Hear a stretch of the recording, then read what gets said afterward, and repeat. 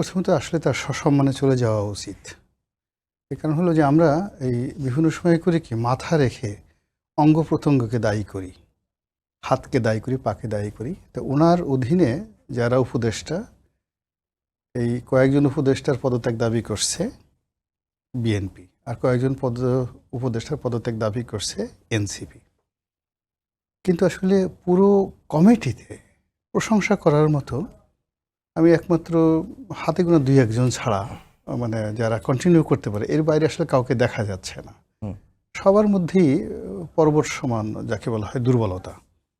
এখন এরা কোথা থেকে এলেন, এতদিন কিভাবে থাকলেন এবং ৯ মাসে এই বাংলাদেশের কতটা ক্ষয়ক্ষতি করলেন, এই জন্য তারা যতটা না দায়ী, টিম লিডার হিসেবে তো ডক্টর মোহাম্মদ ইউনূসকে এই দায়িত্ব নিতেই হবে। এখন তিনি যদি বলেন যে না সব দায়িত্ব তাদের, তাহলে শেখ হাসিনার মধ্যে আর তার মধ্যে পার্থক্য কী? শেখ হাসিনা তো সেম কাজই করেছেন। যখন মানে মাতুব্বরি দেখানোর পুরোটাই তিনি দেখিয়েছেন, আর যখন দায়িত্ব দেওয়ার তখন এই মন্ত্রী মিনিস্টার লতিফ সিদ্দিকী দায়ী, অমুক দায়ী বলে এই জিনিসগুলো করেছেন। তো এখানে আসলে মূল ব্যাপারটা হলো যে আমাদের এই এতগুলো একটা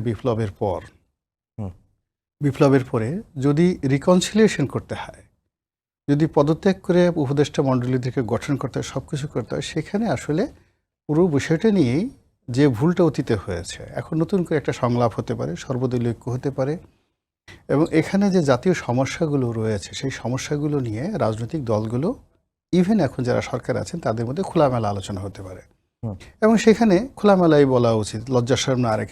কিন্তু এই সমস্যাটা মানে সৃষ্টিটা আসলে কোথা থেকে হলো? অযোগ্যতা থেকে হয়েছে, ইগনোরেন্স থেকে হয়েছে। প্রথমত যোগ্যতা তাদের নেই, দ্বিতীয় হলো ইগনোরেন্স, মানে এই বিষয়ে তাদের কোনো ধ্যান ধারণা ছিল না। ৩ নম্বর হলো তাদের সাহস শক্তিটা পর্যাপ্ত নয় রাজনীতি করার জন্য। ৪ নম্বর হলো যে তারা ওভার কনফিডেন্ট। এই ৩টা সমস্যা থাকা সত্ত্বেও তাদের সবারই মনে হয়েছে আমরা শ্রেষ্ঠ মানুষ।